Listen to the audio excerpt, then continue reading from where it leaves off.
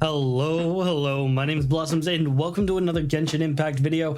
And today we're going to be going over the Raiden Shogun and Kujou Sara and my initial impressions on them. 2.1 is just released and I haven't had a ton of time with it, but I have been spending quite a bit of time in these trial dungeons. I don't yet have the characters myself, as I do plan to be summoning for them on Friday, but today I am going to be streaming after this video launches, and so you should be able to catch me there. It should be on the channel, and we should be streaming there, but we are going to be going over some of these characters, and I've got to say, Kujou Sara and Raiden Shogun about meet the exact expectations I had for them, and that is being the fact that at least on the Raiden Shogun's part, her gameplay is so sick looking.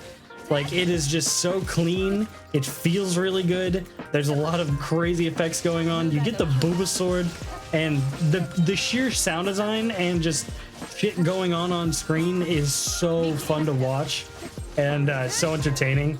That alone makes her such a cool character to me.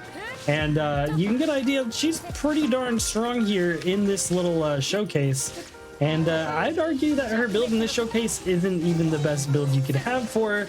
So yeah, that just kind of speaks to the kind of potential she holds, and not to mention the kind of potential she brings to a team. So let's go ahead and finish up this this little part of the trial real quick, and we'll go over her kit.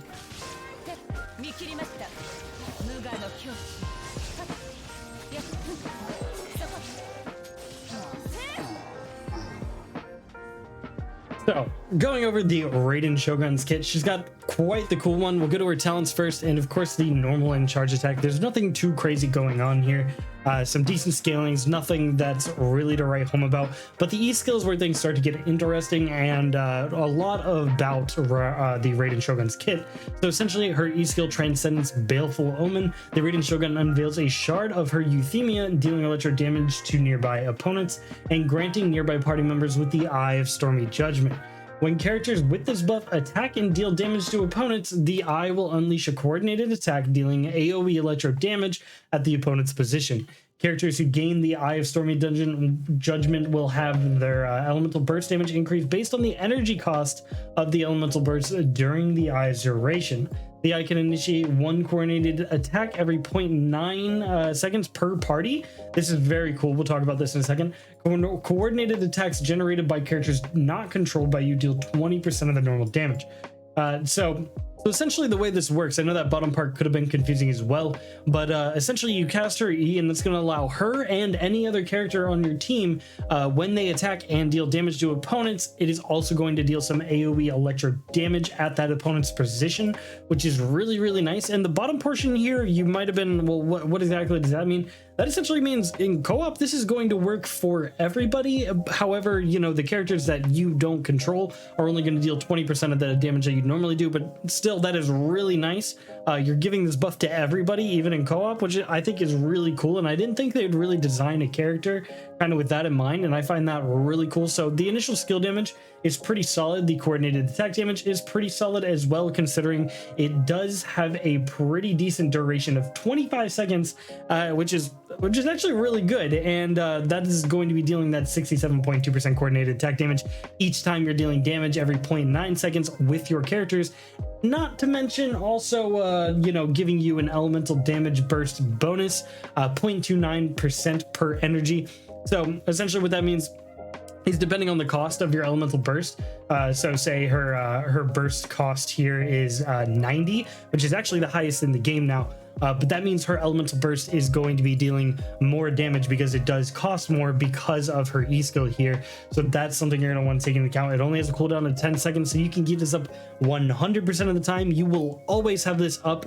This is an even more consistent official, kind of, in my opinion, to where you can just have that little extra electro damage all the time, and you don't even need C6 official for this to be hitting the opponent that you want it to hit. So that's already really good, and we haven't even gotten into her elemental burst. And when we talk about her elemental burst, the legendary booba sword, everybody has been talking about it. Yes, you know it.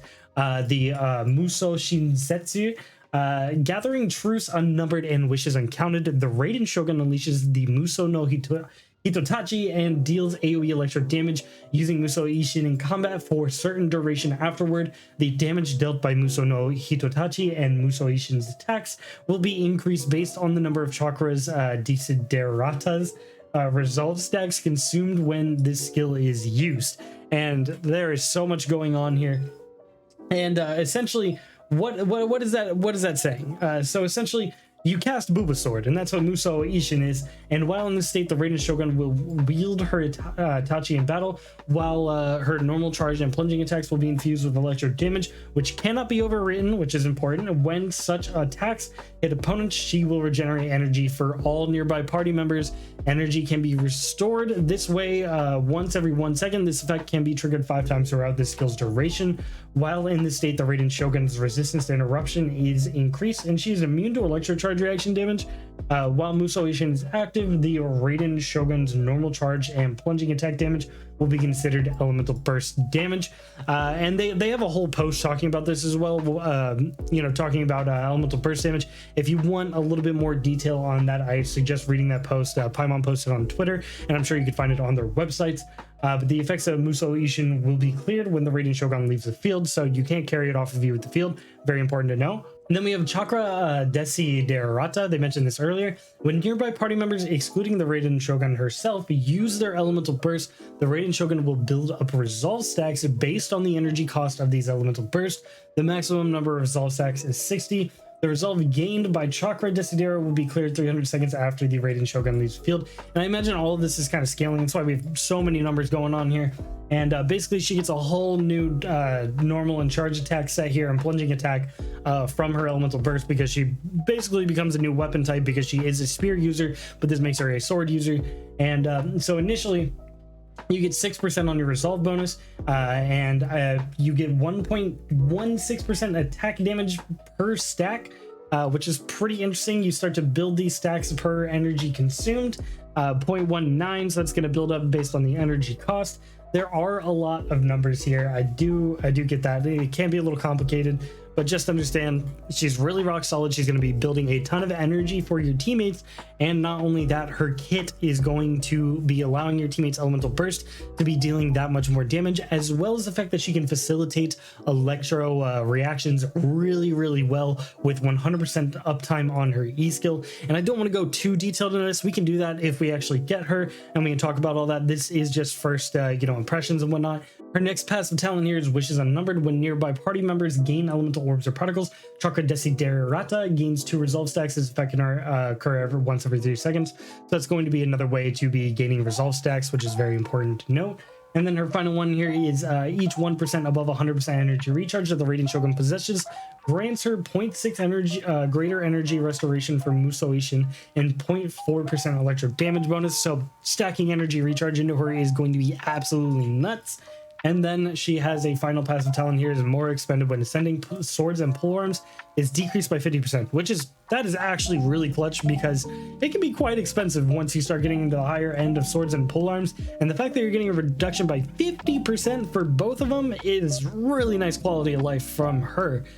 So that is extra nice. But yeah, she's really cool. She's got some good constellations, nothing too crazy. I'd say only 1 through 3 are really the ones that matter, but even then most of us aren't going to be going for them, so we're not really going to talk about them here. And then for the artifacts, they literally only have her on a 2-piece Emblem of Severed Fate and a 2-piece Thundering Fury, so they don't even have her on the 4-piece Emblem of Severed Fate, which is definitely going to be one of her best sets, just because of the fact that it's going to build that energy recharge and allow your elemental burst to deal that much more damage, which it's already going to be dealing that much more damage based off of your energy recharge, and giving you that electro damage bonus, which is just absolutely insane. So that's going to be the set for her. And you can see the stats we're getting from this aren't even that insane either. Her crit rate, crit damage aren't really all that crazy. This is all very modest numbers and 300% energy recharge, which is where a lot of damage is coming from. But her not even having the best set on to maximize on that energy recharge really speaks volumes, and she's just much stronger than she even is in the trial, and I think that's something you want to consider.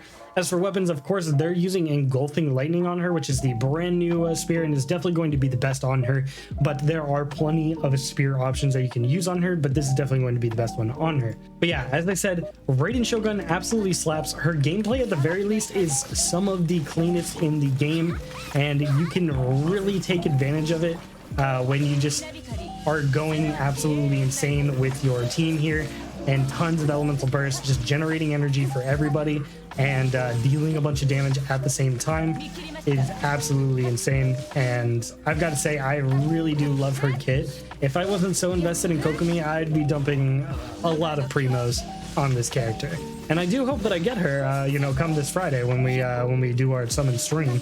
So stay tuned for that one, and turn on the bell for notifications if you want to see something like that.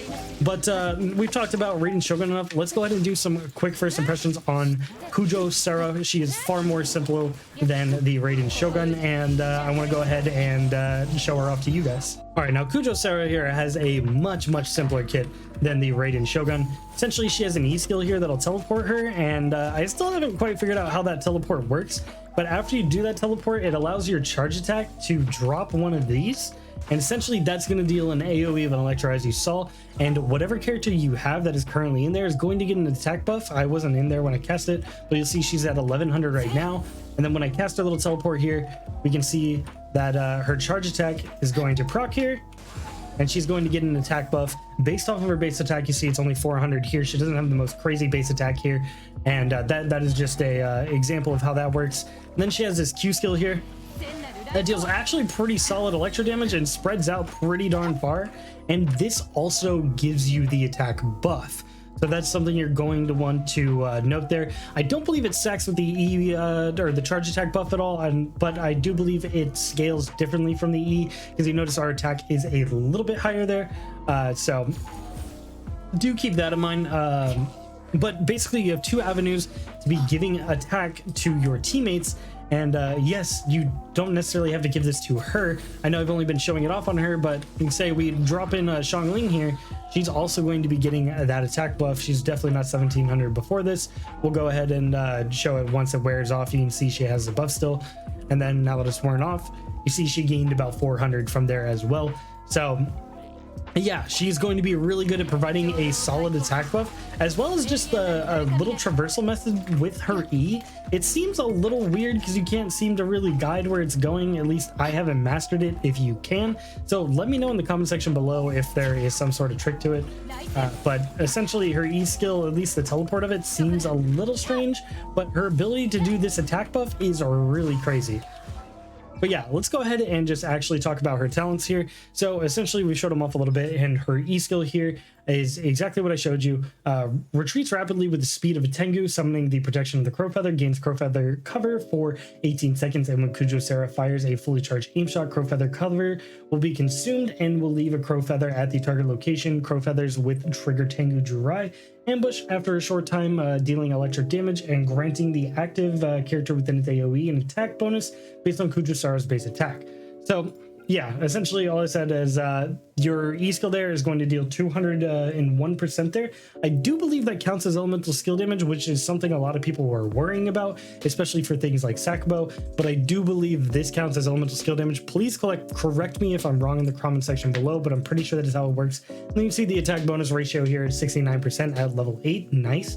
And the duration is only 6 seconds, but you don't really need it to be that long because you can kind of just do it on command when you have a relatively short cooldown of 10 seconds here, which is going to be a lot easier to control than somebody like Bennett in the past, who's been our only real attack buffer previously, has been before. So this is going to be something you can control just a little bit more. And then you can see her elemental burst here is exactly as we said.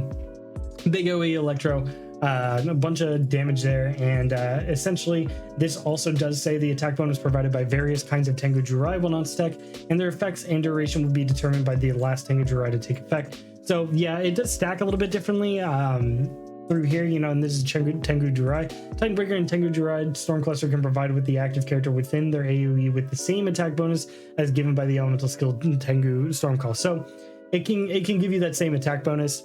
It just works a little bit differently, and they're specifying all of that there. And then the passive here, while in the Crow Feather cover state, provided by Tengu's Stormcall, aimed charge times are decreased by 60%, which is really nice. Otherwise, I would consider Kujou Sara to be a very clunky and annoying character.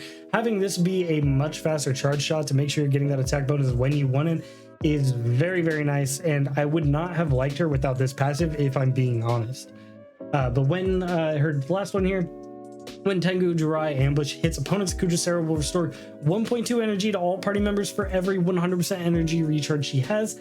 This effect can be triggered once every 3 seconds. This is actually really nice. I didn't really expect her to be a battery character and attack buffer, so this is pretty cool. She's going to be restoring some energy based off of her energy recharge there, and with Emblem of Severed Fate, of course, you can take more advantage of that and get some really solid attack bonuses to your teammates. So I really like her kit. It's not going to be the best for like reactions or anything, but that attack buff and just being able to get some energy is really darn sweet. And her last passive talent here is reducing the expedition time in Inazuma, which is also, of course, very nice and something we definitely needed because we didn't have one yet. Now let's see if I cannot control this E. I don't know what's going on with that. Maybe I'm just Unga Boonga Brain and I don't understand exactly how it works. But yeah, this attack buff is pretty sweet, and if you actually build her properly, you're really going to be able to take advantage of that, because you notice they have Favonius Warbow on here, which is not something known for having high base attack, and they've also got a 4-piece Noblesse Oblige when you could be taking advantage of something like the Emblem of Severed Fate. So she's got a lot of potential to grow from the trial as well, and that's something you should take away from this, is that the trial can definitely help out a bunch.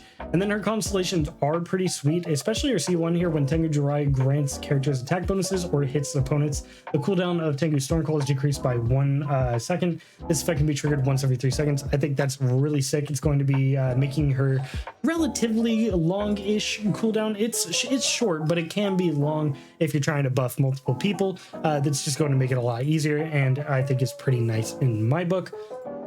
Regardless to say, I'm really enjoying both of these characters, and in their trials, they are very, very cool characters, and I think have a lot of potential to grow. And I think there are a lot of cool builds that you can do with Kujou Sara particularly. I think there's only really one build with the Raiden Shogun there, but that doesn't mean it's a bad build at all. It's going to be very, very strong, and I'm very excited to see where it takes us. Now, I am going to be making some content about Aloy as well, so do keep that in mind. But I wanted to keep this relatively short as I want to go ahead and get ready for a stream, and just wanted to push this video out beforehand. But let me know what you guys think of the brand new characters, if you're enjoying their trials. If you pulled them and got lucky on some of your gotchas, I would like to see all of that. But other than that, I hope you guys have a fantastic rest of your day. I hope to catch you in the stream later after this video is posted, and I'll see you in the next video. See ya.